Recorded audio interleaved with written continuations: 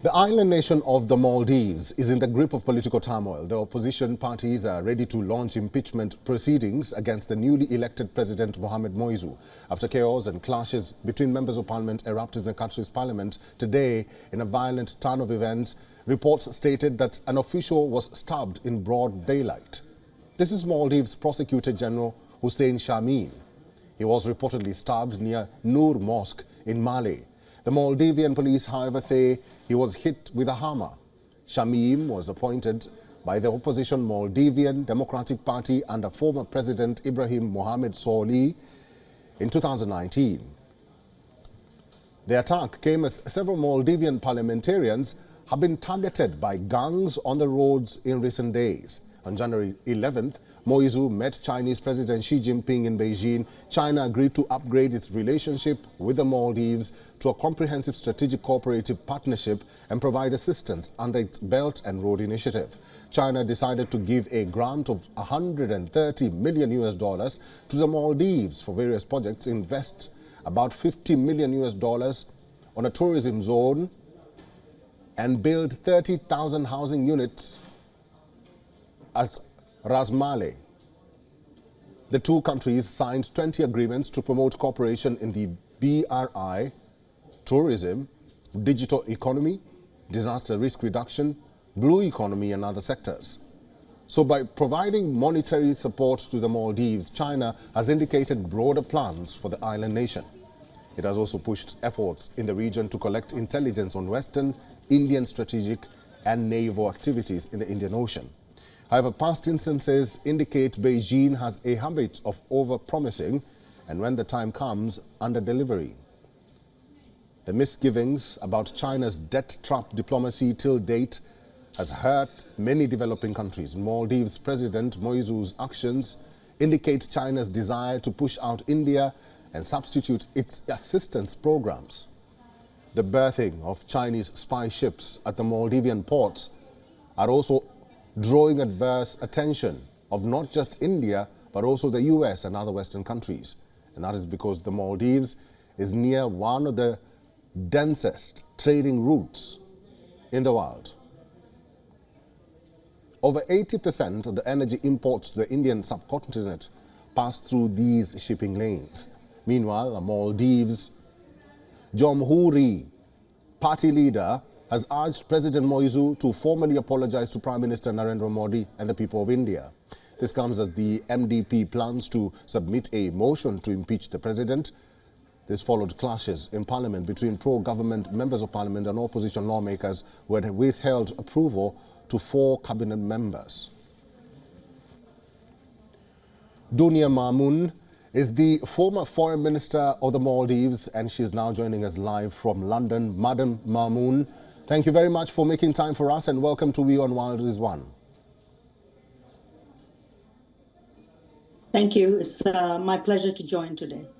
Now, let me ask you this. There's a lot happening in the Maldives, the scuffle in parliament, an impeachment motion against the president, and now an attack on the general. What's the real problem and how do you see or how do you react to some of these developments? At the outset, let me condemn the attack on the Prosecutor General. I have also heard of this from the news reports, and what I'm hearing also is that a hammer was used and there was a physical attack. So I condemn the attack. I call on the authorities to investigate this immediately, and I wish the best recovery to the Prosecutor General in case he has suffered from any injury. And I hope these kinds of things are not repeated in our country.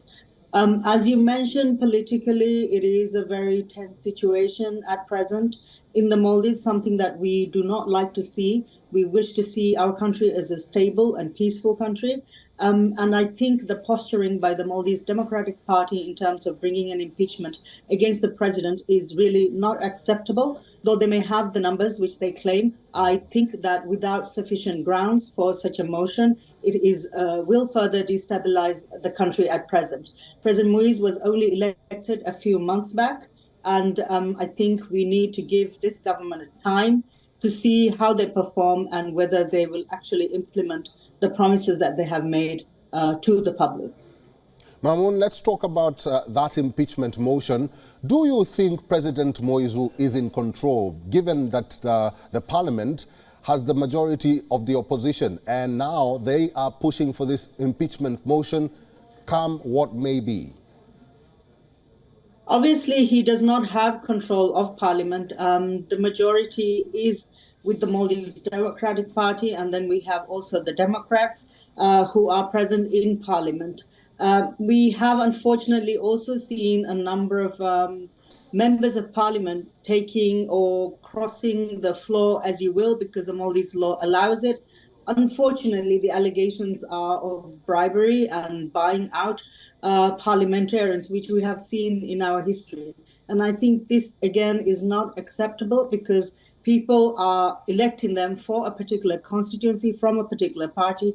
And after being elected, we have seen them side with the winning side or the government of the day. Again, I think we need to move beyond in order to strengthen our democracy in ways that will ensure that the wishes of the people are actually heard and implemented. Now we see this power play between political parties. A number of our politicians, unfortunately, do not have the integrity to keep to their principles and values. And in the end, it's Maldivians, normal Maldivians, who are losing out while we see childish actions, unacceptable levels of physical violence in our party, in our Majlis chamber. So I condemn those and I call upon all parties to really refrain from such childish, immature behavior and to really deliver to the people of Maldives, who we do need to ensure have a better future and that our country actually progresses in the right direction. Madam Mamoun, talking about the future, what do you think will help quell the tensions and differences not only in the country but beyond the borders? We are talking about countries like India and China. If I could start with the point of the international relations, as you mentioned, when you're presenting Maldives is in a very strategic location geopolitically. There are many powers that wish to exert its influence on our country. We have so far, and including from the time of former President Mohamed Muizzu, managed to maintain this delicate balance in terms of our relationships with other countries. Unfortunately, the pendulum started swinging very much to one side following from President Nasheed's election in 2008, I believe, where the pendulum swung to the side of India, and then President Abdullah Yamin Abdul Qayyum swung to the Chinese side. So I think this is not really something healthy for our country. We can maintain our links, and I myself, when I was in my position as foreign minister, tried really to advise the president to keep this delicate balance and not to veer more or less to one side.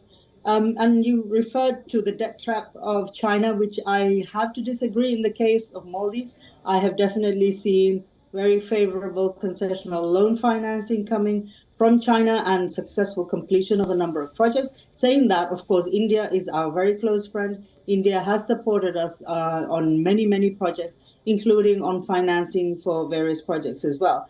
So my own viewpoint is that we do not have to veer to any particular side. As you know, the geopolitical struggle is not just between India and China. We have the US, the West. I mean, it's a very complex situation, but Maldives needs to maintain its own independence and sovereignty. And I think we can do that if our politicians actually have the maturity.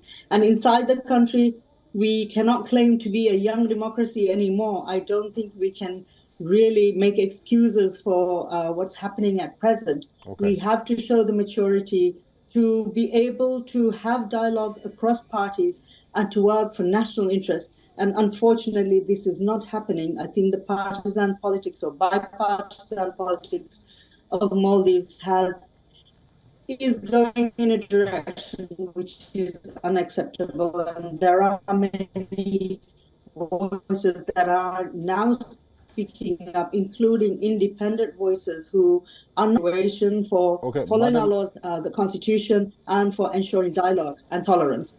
All right, I've been talking to the former Foreign Minister of the Maldives.